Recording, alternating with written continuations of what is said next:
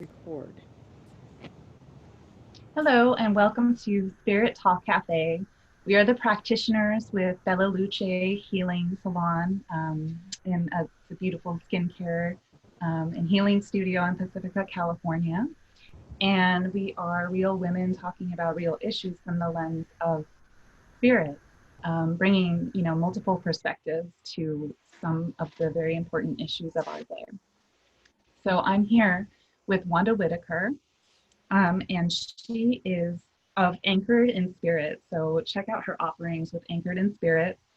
And she is a certified hypnotherapist, visionary artist, and spiritual influencer. And you can find her work as well as Antoinette Cresci de la Torres' work at bellalucepacifica.com. And we also have Antoinette Cresci de la Torres. She is the owner of Bella Luce Healing Center, and she is a shamanic practitioner, Reiki master, massage therapist, visionary dance drum and art facilitator.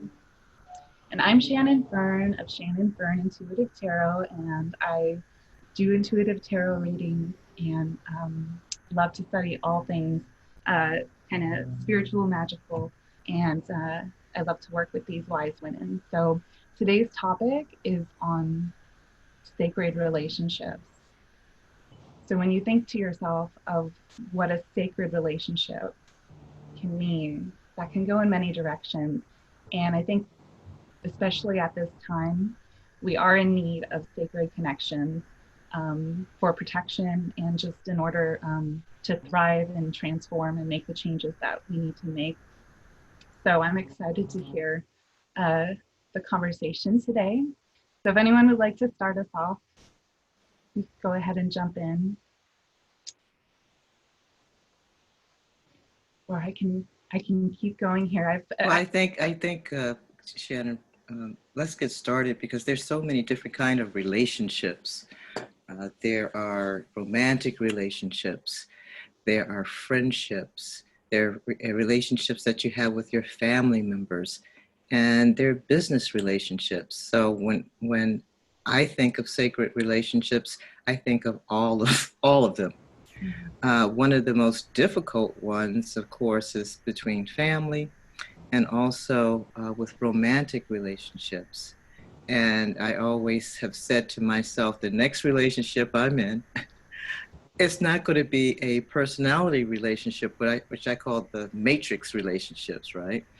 I want a more spiritual, more connected relationship.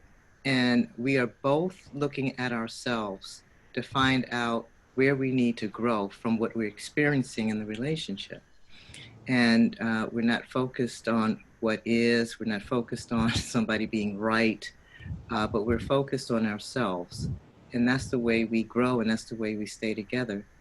And as I look at romantic relationships, I'm reminded that we are a country where we can fall in love with people and get married to them. However, there are countries that you cannot do this. Some countries, like some places in India, there are arranged marriages. And so I think as I look at sacred relationships, I'm always looking at when I am in resistance, I'm looking at the shadow part. What is the shadow part that's coming out? Usually, when somebody shows you their shadow, then you meet it with your own shadow. Mhm. And instead of looking at it from, okay, what is this person bringing me in the moment? And I always look at my own background, my own stories of being in romantic relationships. And I can recall my first ones were long relationships, but they weren't the most satisfying in that they were abusive. I suffered from domestic violence. And I know that has made me the person that I am, and it's made me have the opportunity to work with other people, other women in particular, who have gone through the same thing. But what I learned through that process was about self-love and self-esteem, what I was lacking. So actually, those relationships taught me what I didn't want. I was very clear about what I wasn't going to tolerate the next time and what I didn't want, but it also taught me about me. Where was I? Why was I in that kind of relationship? And it goes back to childhood, of course, growing up in an abusive environment with my mother and my father fighting, and you kind of get familiar with that energy. But there are ways that you can get out of it, and you can change the programming. And I eventually did start attracting people who were I was resonating more with. But I believe that in order to have a sacred relationship, you have to have equal energy in the partnership. And it's a type of partnership that allows you to go out and do your work out in the world. You both can do that. And this person, you and this person creates a sanctuary, right? And it's a place where you feel alive. They make you feel alive and want to just go out and do things and be a beacon of light to the world. So it all has to do with, again, first loving yourself, having equal energy. That goes true for friendships as well. And I'm gonna stop talking right now because I really want to hear what you guys have to say. And I know this conversation is going to go back and forth. So Well, when I think of sacred relationship,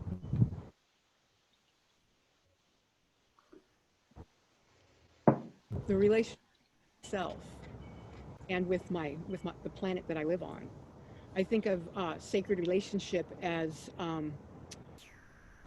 where I am in my development as a soul, and what my relationship is to the planet, to the water, to the elements, to the animals, to the trees.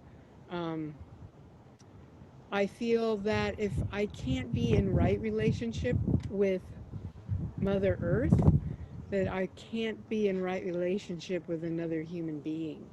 That it begins with ourself and the planet. And when you look at what's going on currently in current events and the lack of respect for our planet with all of these rollbacks in the environment and how we are treating other human beings, it's well, I'm watching it unfold right before my eyes. The very people that don't have respect for planet Earth, for our mother, also don't have respect for other people. And so I feel that you can't be in a relationship that is sacred with another human until you're in a relationship with yourself and the planet that is sacred. and quite frankly, that's the best relationship of all, right? The one with Mm-hmm. self. Yeah. Like Wanda was saying that, if you're if you're not evolving with yourself, you can't evolve your relationship. Whether it's a friendship, whether it's romantic, a business relationship, with your children, it all starts with yourself and with Mother Earth, because that's our first relationship. Yeah, I think some of that, it almost feels like a spiritual responsibility that we can elect to have that sacred relationship with ourselves, as well as, our strong, I feel like there's spirit contacts, like, I mean, definitely the earth, that's that relationship that sustains us, or, opening up, like Wanda said, to sacred relationship where you can make each other feel alive. And I feel like I really feel the term, sacred boundary as well when it comes to cultivating sacred relationship, both for yourself and with others, because um, there's so many, people in the world that um, kind of want to take people's light away, and or disrespect the earth, or you know not respect members of their family who are gay, or you know, and I don't think the answer is to hide or, you know, completely disengage, but the idea of protecting your boundaries, and cultivating relationships with people who really see you and can support you, and kind of uphold your right to live, and, you know, within the just within right relationship with the planet and everything else. I think for me, I've had to sort of definitely let go as well in the name of sacred relationship, and that's been really healing. Antoinette, you bring up some very valid points about being in relationship with spirit, right? You know, we are both a little I and a capital I. So when do we really start having a relationship with the capital I, the higher I? And I think when we start having a relationship with that capital I, then our values begin to change, right? The little I is the personality. It is terrified, but the capital I is fearless. And its values are very different. It's not concerned with materialism, in fact. It is concerned with values of love and compassion. um, it can go on and on and on, right? Yeah. So, how do we? I'm going to put this question out to everyone. How do you have this relationship with your higher self, the capital I? What are some things that you do and perhaps other people can do that they can start with this sacred relationship with themselves? Do you want me to go first? Okay, I'll go first. Nobody's talking. So I think the first thing that I want to point out is, Wanda, you said, when do we start having a relationship with the capital I? But I think the first question is, when do we stop?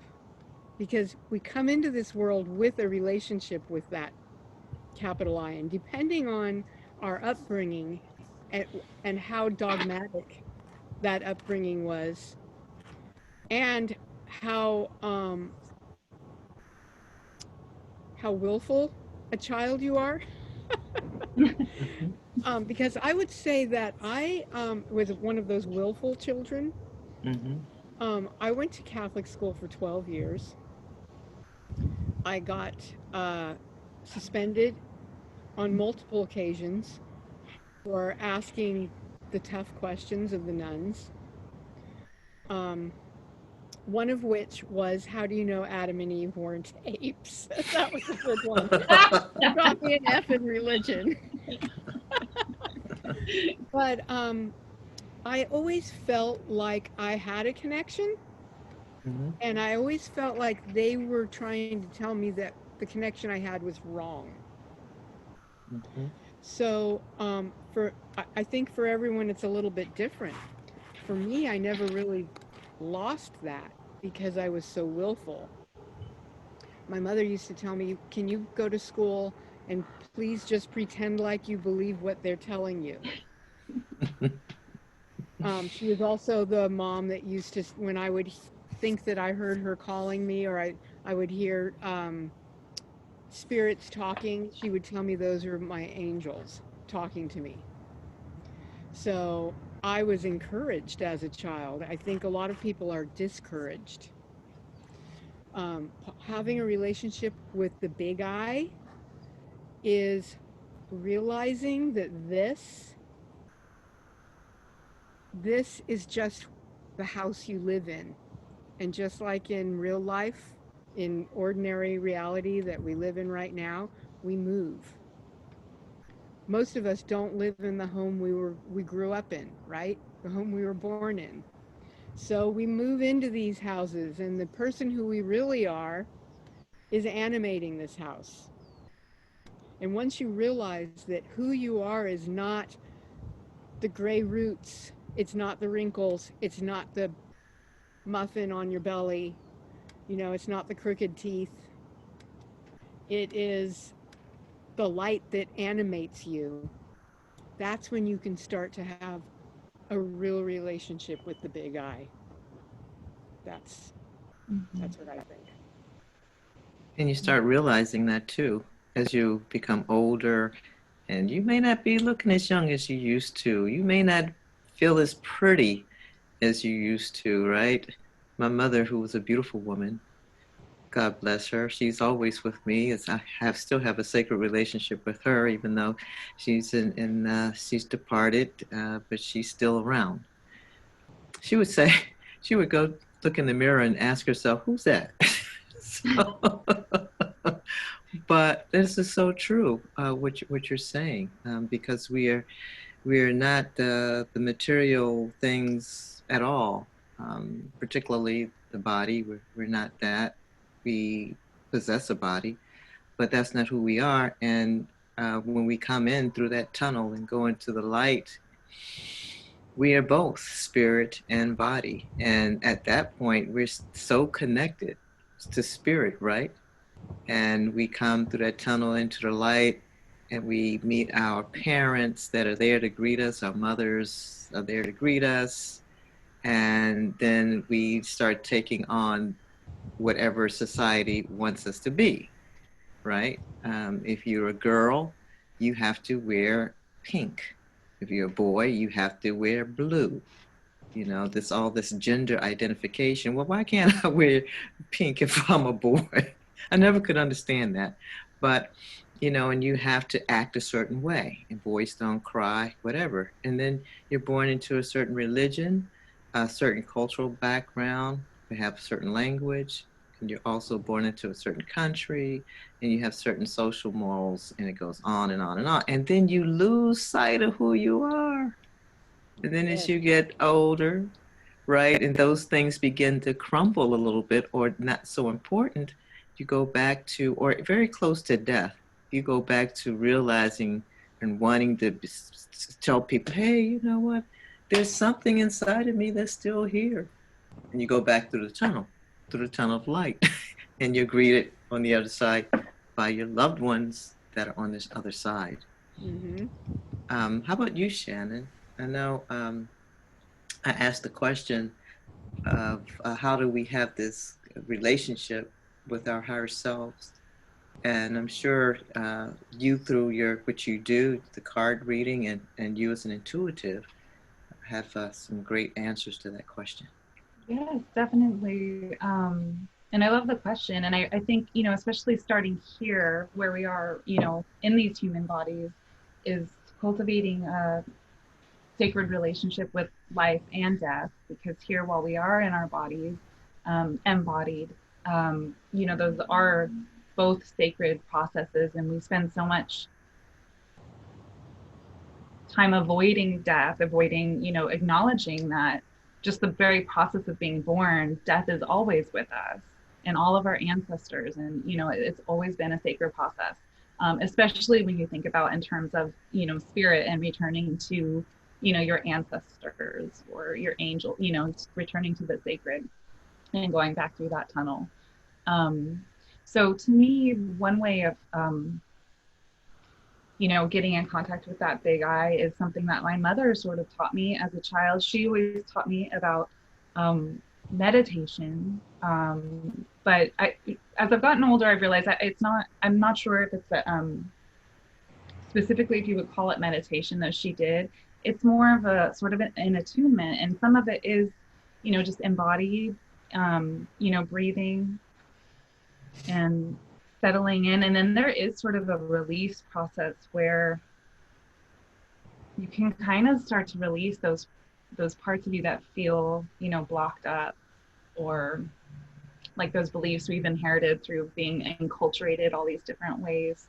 Sort of like you can visualize those pieces being, some people envision like little pieces of trash that they're throwing out of their energetic field or something like that, and kind of clearing oneself and attuning to it.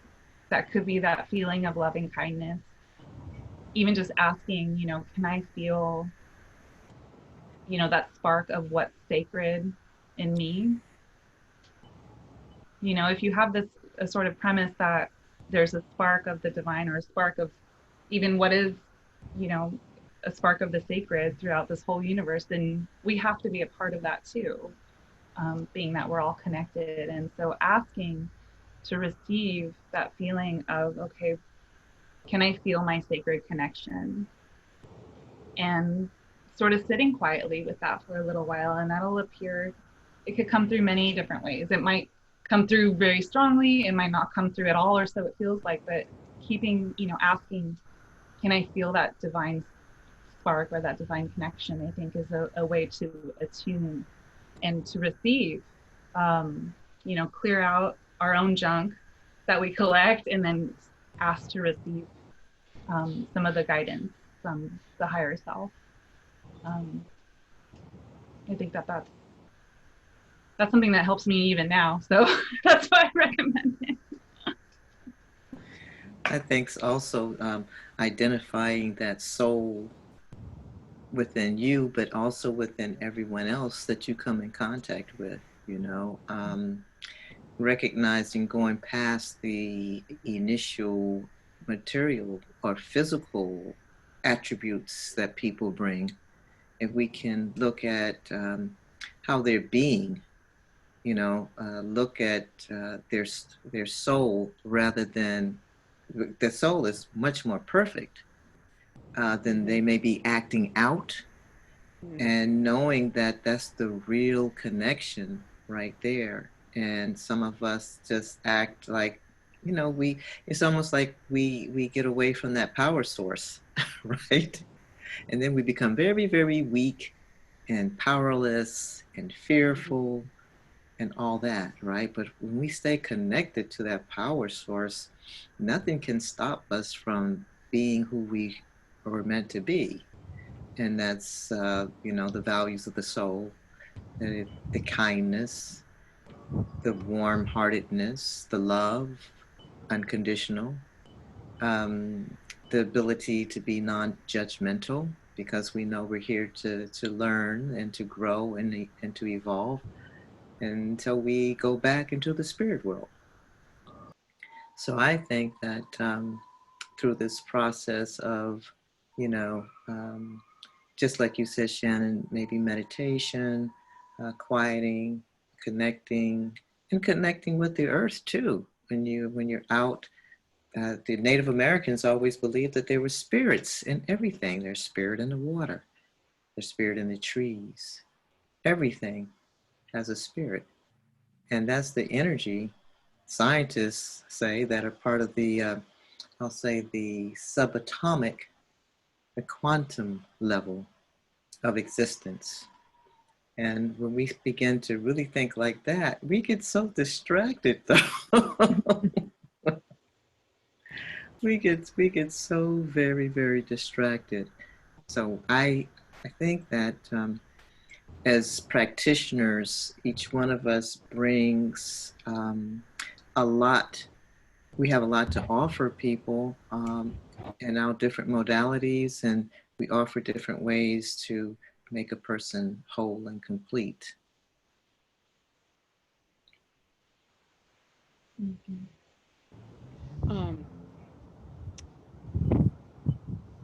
Not just Native Americans, all indigenous cultures, Yes. including European indigenous cultures before organized religion, all believe and know. I try to stay away from the word believe because it leads one to think that maybe it's not true.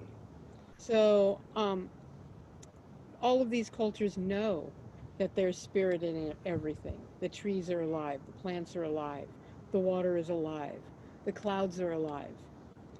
You know, when we talk about the thunder beings, these are real spirits.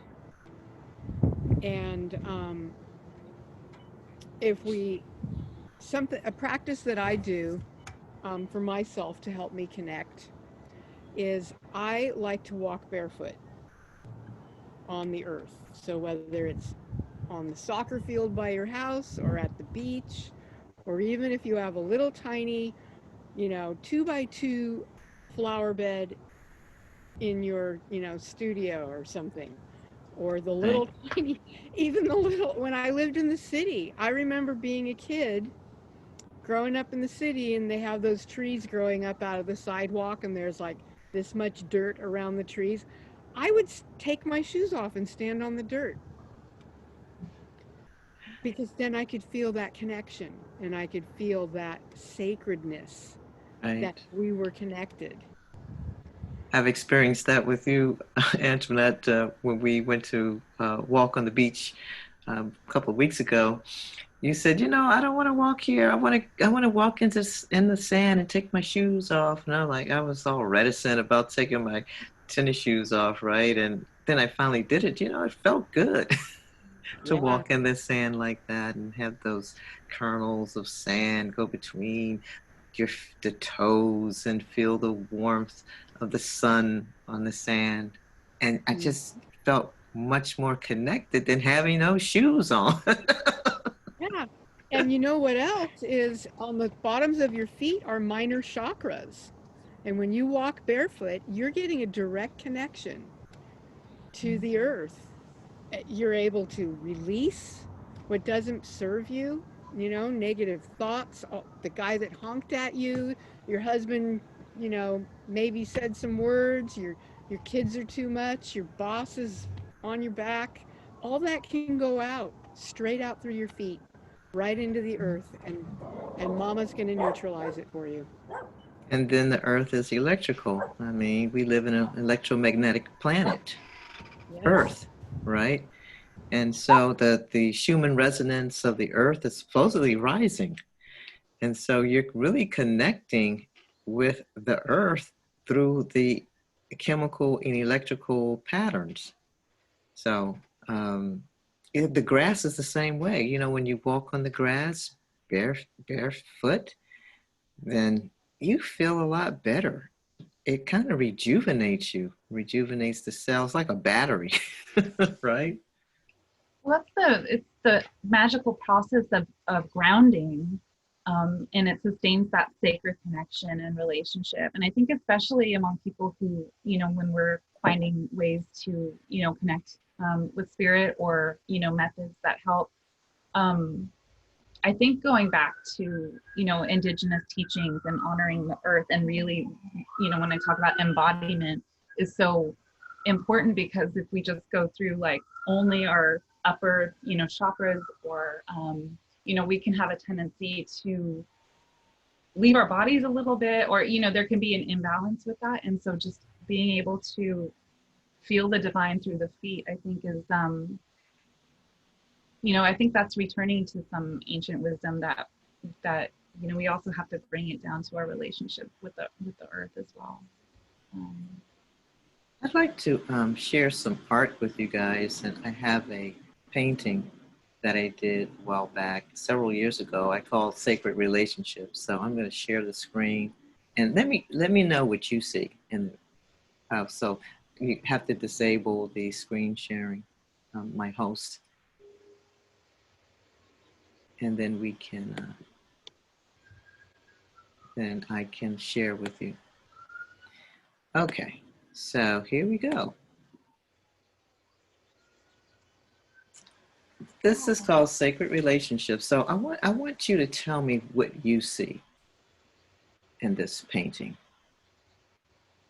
I use primary colors.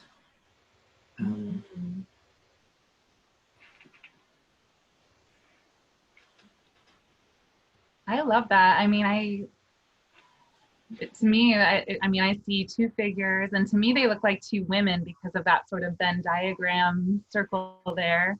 And to me, it reminds me of serpents, or, like that serpent like energy going up through the body, but in the water and everything too. And you have the moon or sun back there. So Yeah, that's what Nick, I see. go ahead. Are you complete, or you want to keep going, Shannon? I think I'm complete for now. I'm enjoying Okay, looking at it, okay, okay. though. I love it. Antoinette, what do you see? You're muted, Antoinette. Ha! There we go. What kind of an Italian is muted? Okay. I see the blending of two beings with the two circles. And what you see, I think, Shannon, as serpents, I see as Kundalini. Mm-hmm. The water, I'm not sure what Wanda was trying to bring across with the water, but for me, we are 90% water, a high percentage of water. And so for me, that is our connection to the earth and the sacred relationship with that. That's what I see. Very good. Good interpretation. And you also see the grounding cords. You see the bars that are going from the couple. They're like in a puja. If you think about Tantra, they're having a full body orgasm, and that's why their eyes are up in their heads like that. Because they're so connected at the heart. And that's why you see the two in the center right there, and because that's where the heart space is. And the ships are going different ways. They represent each other. But there's one ship that's standing there, and that represents the both of them. So they're able to take their work out into the world and be of service to humanity. But still, they come back as one ship. So yeah, this is what this is all about. And the water is just movement, being fluid, the ability to go and come. So thank you for allowing me to share some of my art. Thank you. Thank you for sharing, Wanda. Yeah. That was beautiful. The ship, and that's such a beautiful metaphor, how they could go separate ways but still have their ship in the middle. Both that and something you said earlier, Wanda, about how your shadows can come out in relationships. A lot of that came up in this book that I've been reading, called Romancing the Shadow. You might have seen this before. No, I haven't. Thank you for sharing the book. Yeah, Romancing the Shadow. I see. And here's the author's names. Connie DeWeg, I think, and Steve Wolf. Parts of it could be a little outdated. Like if they had, I think it could be updated, but it's a lot about, shadow work in relationships and things like that. But there's this really neat concept that reminded me of your boats in your painting, where it talks about in a sacred relationship with an other, or someone else, there's what they call the third body, and it's the energetic union of that relationship, and how the healthy way is that you're able to separate and do your work in the world and everything, but that you can return, and you could also like ways to sustain that third body so that it's healthy, so that that relationship can be a sanctuary. And so I really love that visual representation of that. Before we go on, I'd like to recognize that this is Pride Month, and we live in San Francisco, or the San Francisco area, where it's usually one of the largest parades and the biggest celebrations in the world. And they're not able to have the parade this year. I think a lot of things are going to be done virtually. But I just want to recognize our brothers and sisters who are LGBTQ, and just say to them, we love you, and we haven't forgotten. I know a lot of things are going on right now, but we're in this boat together. We're on this ship together. Yeah. And it goes back again to us having this soul connection, and us not being scared, but really embracing our differences, right? Yes. And the culture that we bring. Yes. I know for me, my gay friends, particularly the male friends, they're so creative. Oh my God. I don't even know how they come up with these creations, so to speak. And I celebrate that. If I had a design company, I definitely would want some of them on my team because they could print things out that I can't even imagine how they got there. Yeah. Well, and you know, queer and gay relationships are sacred, and I think being in touch with that life force, you know, and speaking from my personal experience, it that frees up that energy in so many areas of your life with your creativity and everything. So I love that depiction of sacred sexuality. And like I said, to me, it looked like two women, and I love that. But you know, I know it doesn't have to be that way, but the sacred union of that was so beautiful. Mm-hmm. And I'm an artist, so I leave it up to people to interpret what they want to interpret in my art.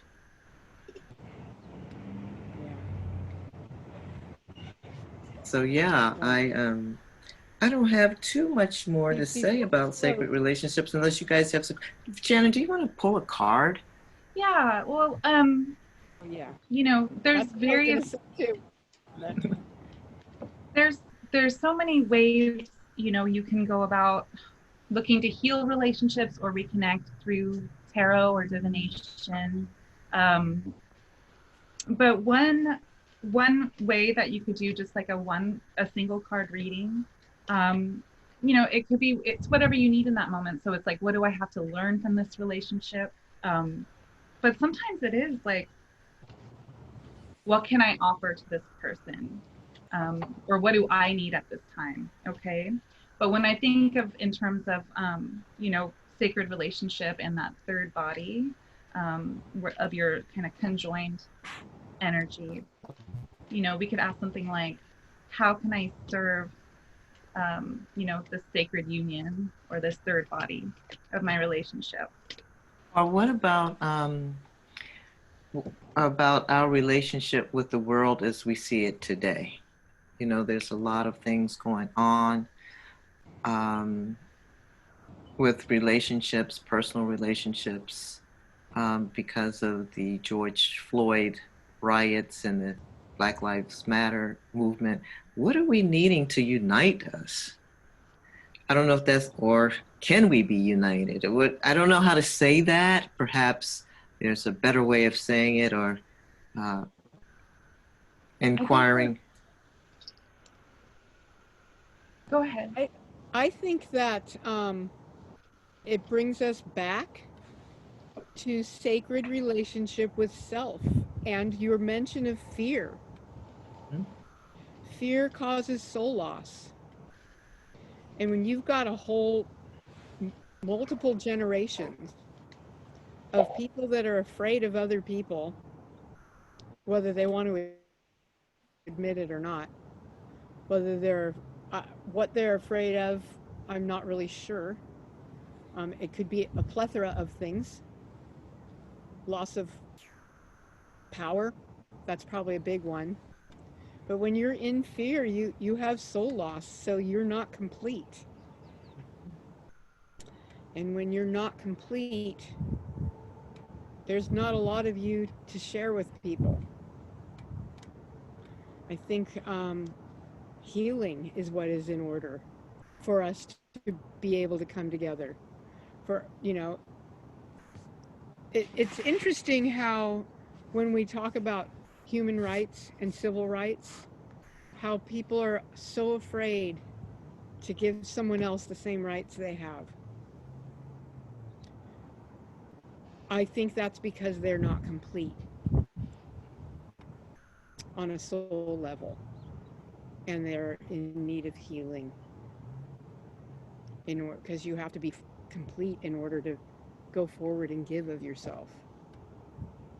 So true. So true. Yeah, and I think that idea, you know, especially with, I think, you know, white practitioners have, and white people in this culture have so much healing where it's looking at, you know, just even ancestrally, what was I missing that I have participated or benefited from the system of white supremacy, or that I can't say that Black Lives Matter or something like that. But getting back to the idea of, you know, what question can we ask for, you know, how can I open to sacred relationship? Because we talked about how sacred relationships can also protect you during this time when there are, you know, it's so dangerous, especially, you know, for Black people and in this culture. And so how can this is something you could do at home. I also offer free readings through Instagram on Fridays for Black and Indigenous people of color, especially, you know, LGBTQ. Just it's like one card, but, you know, you could get your own cards as well, and say, how can I open to sacred relationship? What's your Instagram handle? It's Shannon Fern Tarot. Shannon Fern Tarot. Mm-hmm. So the card that I Real got, and this is nice. for just a collective reading. Wow. This is the Seven of Pentacles here. Wow. I'm gonna get some good lighting here. That's beautiful. Okay. And so, you know, some of that, the message with this card is that it does call, you know, doing the work and kind of, you know, reaching to those people who support you. And that it's a process. This is not oh, I'm going to, you know, have all these amazing connections overnight or feel like I have my soul family overnight. But I think it's a reminder that the sacred connection is there. And the more you can open to it with everything going on, you know, in a way that's safe for you to do so, you know, pay attention to the people in your life now. And if there are people, you know, family members, longtime friends who are saying, you know, you know, I don't even want to say it, but they're not affirming who you are. If you need to take a break, that's okay, because you want to focus on people who are supporting you, strengthening you, you know, working, you know, to protect yourself with others and being open to that. I feel really strongly, yeah, it's no one's responsibility to like break themselves to educate other people at this point, because so much information is out there. And, you know, self-healing, I think, and as a white practitioner, you know, me doing what I can to look at my ancestral line, you know, we all have something that we can offer, donation wise as well. There's a lot of good organizations. So the sacred relationship is there, and reach out to that and protect yourself from those who are not offering that safe space or that safe connection at this time. I do believe eventually, you know, in the spirit world, there we'll all, you know, get there eventually. But in the meantime, protection is very important for sure. I'm very optimistic that we're going to get there. But it's not going to be a short process at all. And maybe it's not meant to be, because we have so much learning on the way on this particular journey. But I do feel that looking at the masses, looking at the response, looking at how people are awakening through spirituality, yoga, it's going to be an easier journey or a shorter journey than before. Because each time we come to this plateau, we've gone to so many extremes, right? The extreme with the presidency, the extreme with everything, extreme sports, extreme sex. We can't go any further than that, right? So it has to dissipate and stop at some point, and the pendulum has to swing the other direction, right? And so I'm a total optimist, and I believe in divine timing. So if each one of us could focus on the big I, personally, I think that's the start. That's where the change happens with us first, before we can see the change in the world that we want to see. We've got to be that change. And through intention, a lot has to do with intention. I intend to have this relationship with my higher self. I intend for the world to be a better place for me and my kids and many generations after this, and for Gaia. I intend on that. Then I think that's when we'll start to move forward. As we say, Well, and I am before we complete. close,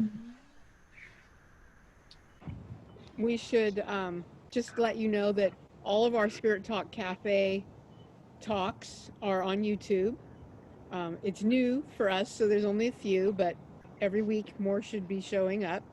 And our YouTube name is Spirit Talk Cafe. And all of our contact information is on our website, bellalucepacifica.com. And there's links to each of our individual websites from there. And we will be posting also the contact information and the book that Shannon showed. Yeah, this has been a wonderful conversation. Yeah. Thank you, guys. I thank you, and I love the topic of sacred connection. It's so relevant, you know, at this time. So thank you so much. Yeah, thank you. Thank you.